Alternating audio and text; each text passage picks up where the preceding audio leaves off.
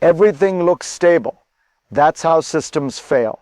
Markets are calm, jobs still exist, prices haven't exploded. This is not recovery. This is delay. What you're watching is an economy in a sugar coma, stimulated by debt, protected by optics, held together by confidence. For now, short-term policies are creating long-term fragility. Tax cuts feel like relief. Tariffs feel like strength, but they work the same way. They pull energy from the future to anesthetize the present. On paper, it looks like success. In reality, buffers are gone. Institutions are bending. Risk is concentrating. If you feel something is off, you're right, because economic collapses don't begin with panic. They begin with reassurance. Stay with me, because this moment isn't about a bad year. It's about a system quietly exhausting its own defenses.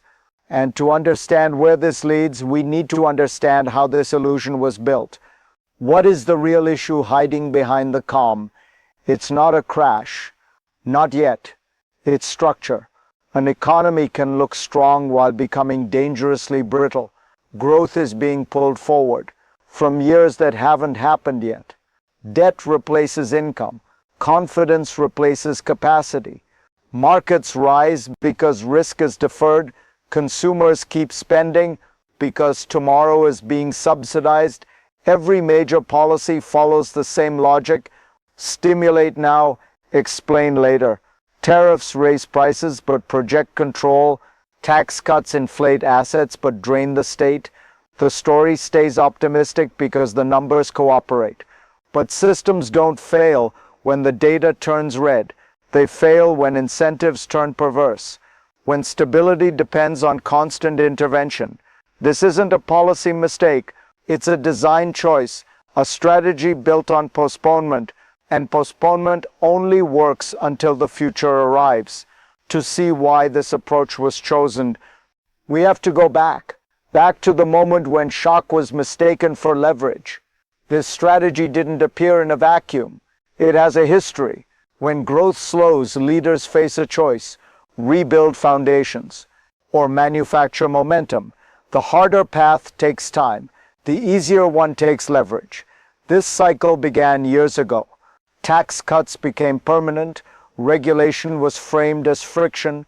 Growth shifted from productivity to financial engineering. Assets rose faster than wages. Debt rose faster than output. Each shock reinforced the pattern. Instead of restoring buffers, the system learned to bypass them. More liquidity, more stimulus. By 2025, the playbook was clear. Use fiscal expansion to keep demand alive. Use trade conflict to signal strength. The goal wasn't resilience, it was momentum. History is unforgiving to systems like this. They don't collapse suddenly. They decay quietly. Institutions thin out. Trust erodes until one event forces the reckoning. That event was coming, and when it arrived, it had a name: April 2nd, 2025. They called it Liberation Day. Markets called it something else: a 10% tariff on nearly all imports. Chinese goods hit with 84%, then pushed toward 145%. This wasn't negotiation, it was shock therapy. Within 48 hours, $5 trillion evaporated. The S&P 500 fell 10%, the worst two-day drop since COVID. This was the moment confidence cracked, not because tariffs exist, but because scale matters. Supply chains froze, prices jumped, volatility spiked. The message was deliberate: we're willing to hurt ourselves to prove we're serious. For a brief moment, that threat worked. But markets don't respond to theater. They respond to mechanisms. And this move exposed one: tariffs aren't paid abroad. They land at home, on companies, then consumers. This wasn't the crisis. It was the signal. The instant investors realized this system was prepared to trade stability for optics. And once that realization sets in, it doesn't go away. That shock was only the first rupture. What followed was far more revealing. What mattered wasn't the announcement, It was the math. Tariffs don't punish foreign producers, they reprice domestic life. When costs rise artificially, someone absorbs them. In this system, that someone is you.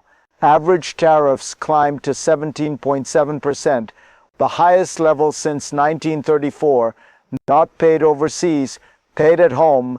Each household felt it. First around $1,200 a year, then closer to $2,600. The promise was revenue, up to $1 trillion. The result was smaller, about $288 billion, because trade collapsed. Prices rose, volumes fell. That's not ideology, that's elasticity. This is how supply shocks spread. You push costs up, demand contracts, growth slows, then the same system demands lower interest rates to offset the damage it caused. This isn't confusion, it's dependence, a structure that needs constant intervention to survive its own design. Once you see this loop, you see the danger, because systems built this way don't stabilize. They escalate. Threat only works when it's believed. That was the logic. Act unpredictable, create fear, force compliance. It's called the Madman Theory. At first it delivered results. Corporations moved fast. Capital followed pressure. Samsung committed $37 billion. Hyundai added $12.6 billion. Toyota pledged $21 billion. Factories came home, not from risk avoidance, but fear decays because unpredictability becomes pattern. Tariffs announced, markets panic, then pauses, exemptions, delays. The message changed, threat, then retreat. Adversaries noticed. China didn't concede, it retaliated. 84% to 125% counter tariffs. U.S. agricultural exports collapsed, soybeans were hit hardest. This is where the strategy failed. Once the bluff was exposed, leverage disappeared. What remained was volatility without control, costs without gains, trust without credibility. The world learned a simple lesson. This system would always blink before hurting itself too deeply. And once that belief set in, the game was over. Because power based on fear only lasts until fear runs out. The stimulus didn't end at the border. It moved into law. In July 2025, the One Big Beautiful Bill Act became permanent. Tax cuts were locked in. New exemptions layered on top. It was sold as relief. Tips, overtime, working families. But the architecture told a different story. Over 10 years, $7 trillion in new debt. Not investment, consumption. For every dollar that reached workers, 125 flowed to corporations. The corporate rate stayed at 21%. Permanent. Efficiency was promised. Savings were announced. They delivered $160 billion, once against trillions lost every single year. This is how sugar comas are engineered. Deficits stimulate today by draining tomorrow. The balance sheet weakens, flexibility disappears. And when fiscal space is gone, pressure shifts to the last institution standing, monetary power. Now it hits real life, not markets, not models. You see it in your bills. Before you see it in headlines, wages rose about 4%, but prices moved faster, not because workers got stronger, because workers became scarce. Mass deportations stripped labor from farms, construction sites, food processing plants, labor supply collapsed, costs jumped, employers paid more, then charged more. That's the spiral. You earn more, you spend more, and somehow you fall behind anyway. Job creation slowed to 55,000 a month, down from 180,000 before. Unemployment looks low, opportunity isn't. If you feel squeezed, you're not imagining it. This system protects indicators by transferring pressure downward. If this story feels personal, that's because it is. Stay with me, because what you're absorbing now doesn't stop at your paycheck. It spreads outward. And next, it reshapes the world beyond your borders. What happens at home never stays at home because this system is global. When costs rise inside the United States, the shock travels outward. Trade slows, capital hesitates, supply chains reroute. Tariffs don't just raise prices, they weaponize uncertainty. Allies hedge, rivals retaliate, predictability disappears. And predictability is the currency of leadership. As domestic demand weakens, export markets contract, manufacturers pull back, investment waits, currencies wobble, debt becomes heavier. What began as economic pressure turns geopolitical. Countries don't decouple out of anger. They decouple out of caution. They build redundancy. They bypass risk. The dollar still dominates for now, but dominance isn't permanence. Global power doesn't collapse overnight. It erodes, one tariff, one threat, one reversal at a time. And once the world prepares for your instability, you lose the privilege of setting the rules. That brings us to the final stretch, because when global systems adjust, the future stops being abstract. It becomes a choice. There are only three ways this can end. None of them are comfortable. The first path is stabilization.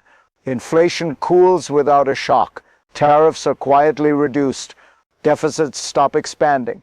Institutions regain credibility. Growth slows, but it holds. This path requires restraint and political courage. The second path is drift. Nothing breaks. Nothing heals. Rates stay high. Debt keeps rising. Markets survive on volatility. Households survive on credit. No collapse, no recovery, just stagnation. This is the easiest path and the most tempting. The third path is rupture. The sugar high fades all at once. Inflation spikes. Confidence snaps. Debt service crowds out everything else. Consumption falls. Unemployment rises fast. Institutions already weakened can't absorb the shock. Social pressure turns political. History accelerates. Crises don't create new systems. They expose existing ones. And the system we've built is fragile by design. The future isn't random. It's constrained by the choices already made. And that leads to the final question. When the bill comes due, who pays? The bill always arrives. Quietly, inevitably, not for markets. They adjust, not for capital. It relocates. It lands on those with no margin left. This system didn't break. It performed exactly as designed. Short-term comfort, long-term fragility, debt instead of resilience, optics instead of capacity. For years we traded future stability for present reassurance, and now there's no buffer left to borrow from. When the sugar coma ends, there is no emergency lever, only exposure. Economic systems don't collapse loudly. They hollow out until one shock reveals what's been missing for a long time. This moment isn't about ideology, it's about structure, and structure always wins. If you want to truly understand how money, power, and policy interlock beneath the headlines, stay here, because the next chapter won't be about what leaders promise. It will be about what the system no longer allows them to do. And once you see that, you'll never hear economic success stories the same way again.